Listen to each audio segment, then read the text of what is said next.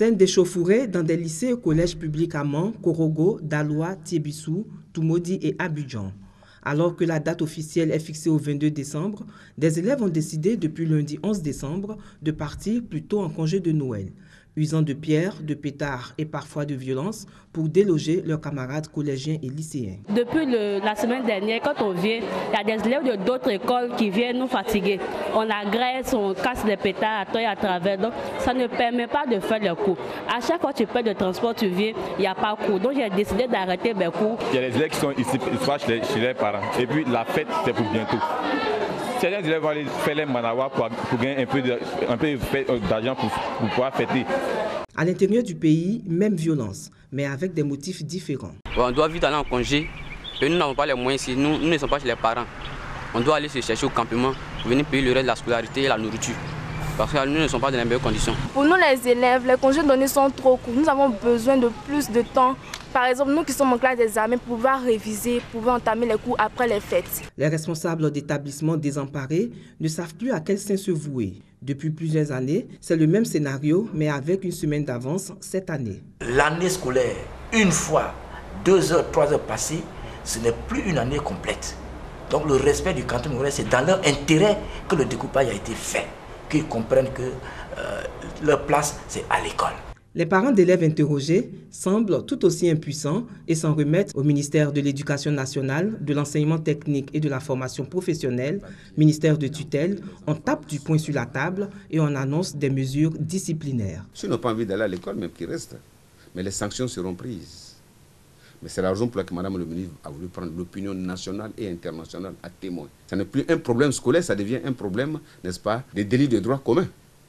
Ces personnes-là répondront de leurs actes devant les juridictions compétentes. En attendant qu'une solution définitive soit trouvée à ce problème récurrent, l'école a repris ou continue peut-être jusqu'au 22 décembre dans la plupart des lycées et collèges publics du pays.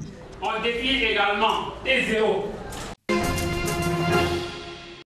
Sur les 1,5 million d'apprenants de l'espagnol que compte l'Afrique subsaharienne, 341, soit près du tiers, sont en Côte d'Ivoire, selon l'ambassade d'Espagne à Abidjan.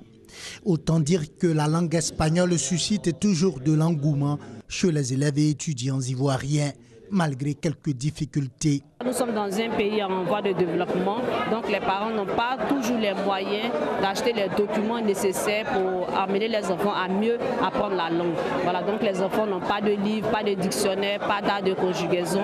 Ils se contentent seulement des cours que nous leur donnons 3 heures dans la semaine et ce n'est pas suffisant. La situation de la langue espagnole est très positive. C'est une langue vivante qui est aimée, qui est parlée et aimée par beaucoup de personnes, et qui permet de renforcer les liens entre l'Espagne et tous les pays hispanophones, pas seulement l'Espagne et la Côte d'Ivoire. Ce séminaire de renforcement des capacités des professeurs d'espagnol des établissements publics et privés de Côte d'Ivoire marque la volonté des autorités ivoiriennes d'améliorer le système éducatif du pays. Nous organisons de plus en plus ce genre d'activités en faveur de nos enseignants et tout cela pour le même objectif, c'est d'avoir des enseignants qualifiés qui vont travailler à l'amélioration de l'enseignement en Côte d'Ivoire.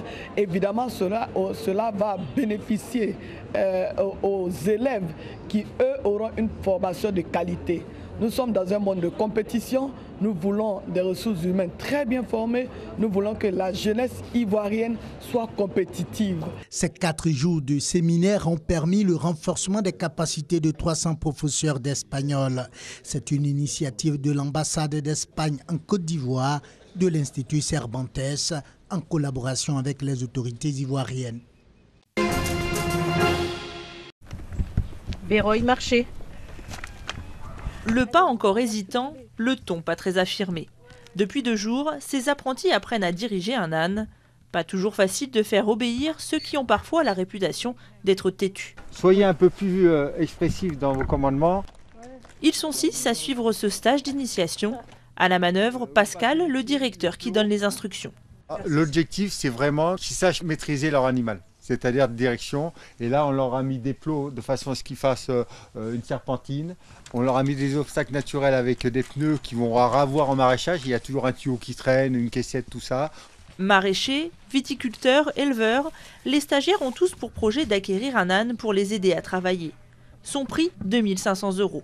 Mais derrière ce choix, il y a souvent une ambition écologique. Je veux faire du vin bio, je veux vinifier moi-même et commercialiser moi-même. Et je ne veux plus avoir affaire aux banquiers pour acheter des tracteurs. C'est une envie de ne pas utiliser de pétrole, de faire du bruit avec les moteurs, etc. De la même façon qu'on n'a pas envie d'utiliser de produits phytosanitaires. Voilà. Manier l'âne dans les sillons, savoir l'équiper et prendre soin de lui. En 3 jours, les élèves de ce centre unique en France doivent surtout comprendre les réactions de l'animal. Les ânes, de ce que je connais, de ce que je découvre, c'est qu'il faut être très doux avec eux et que si on arrive mal luné, ça ne sert à rien de travailler parce qu'ils ne travailleront pas. C'est un peu le miroir de ce qu'on est. En 4 ans, cette école a formé plus de 80 stagiaires qui ont tous déboursé 273 €. Un retour en grâce du Baudet qui va de pair avec le développement du bio, des circuits courts et des petites exploitations.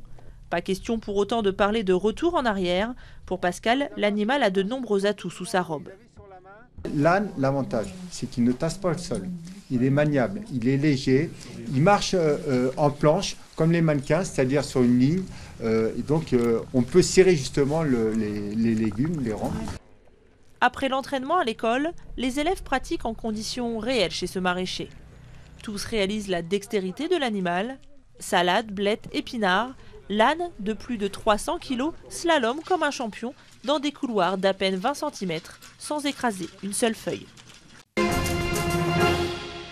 De la chute de Napoléon Ier en 1815 à la Grande Guerre en 1914, les Occidentaux, forts de leur bonne conscience et de leur sentiment de supériorité, se coalisent plusieurs fois pour des raisons officiellement humanitaires.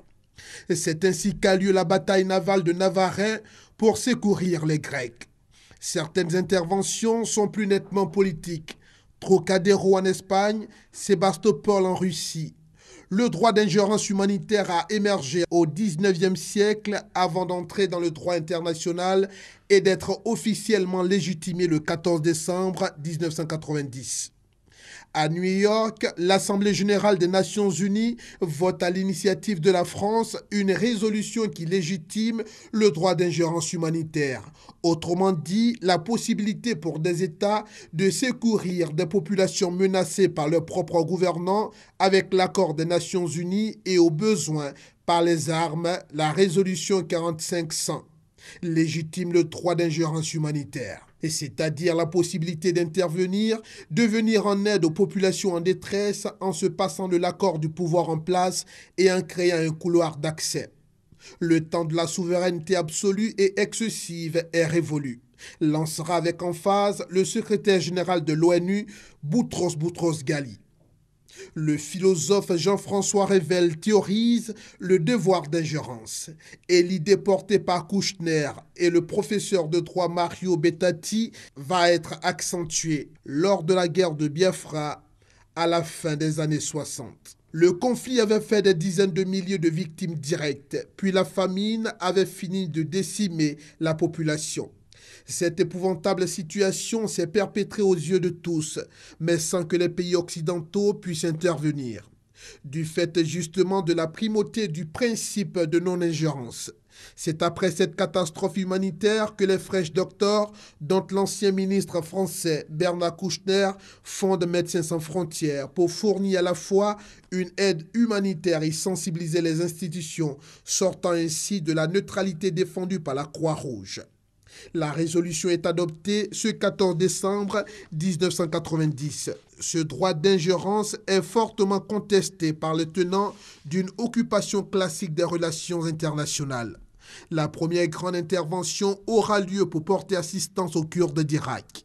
La résolution est concomitante de la chute de l'URSS et de la fin de la guerre froide. Elle donne un deuxième souffle à l'OTAN. L'Alliance nord-atlantique, pilotée par les États-Unis, va se charger de nouvelles missions dans la lutte contre le terrorisme et les États voyous.